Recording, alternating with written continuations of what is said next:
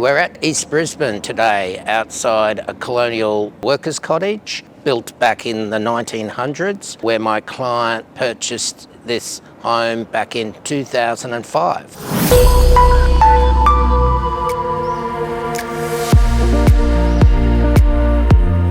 Just wanted to give people an appreciation of what architects do and what they're about. So architects give clients what they need.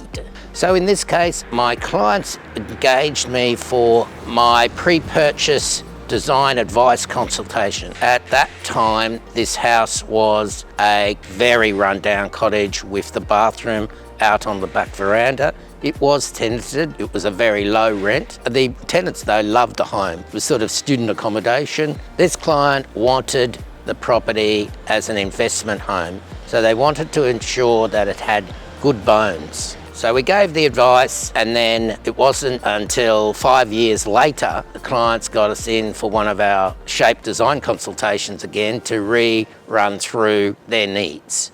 So at the time, they said they wanted to raise the house and move the house into the centre of the block, because the house sits literally on one boundary, and they wanted to build in underneath.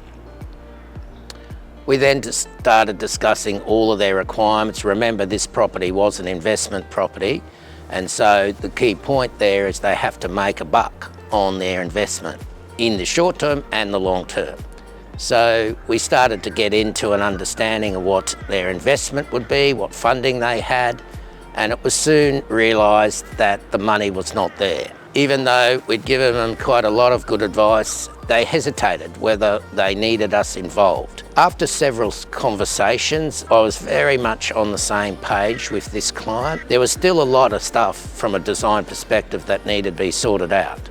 But again, there was a consultation cost that they would have to bear, but who else were they going to go to? And were they going to risk their investment?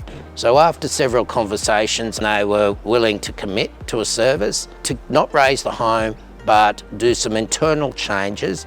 So this home is on 357 square metres, which is a typical size for an East Brisbane property. The house is quite small. It's only 140 square metres in total, plus a carport.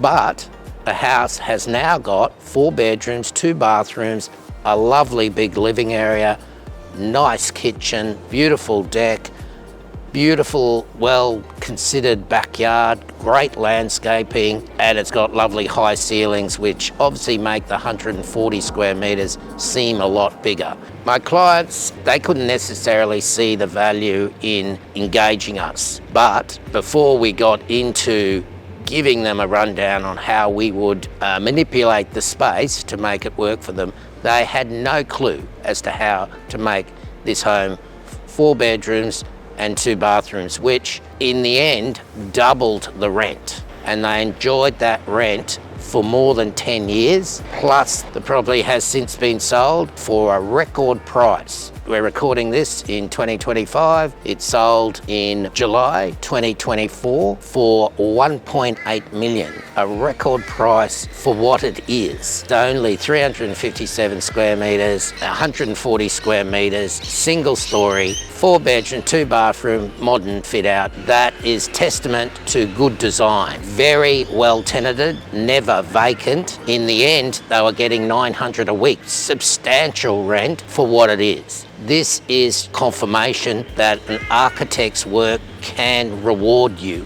and will reward you financially. If you're living in your home, it will work. It will satisfy your needs. When we do those pre-purchase inspection services or advice services, there's a tremendous amount of poor design out there because most homes are not architect design. Statistics say only 5% of all housing in Australia is architect design. So this is why an architect's value is great value.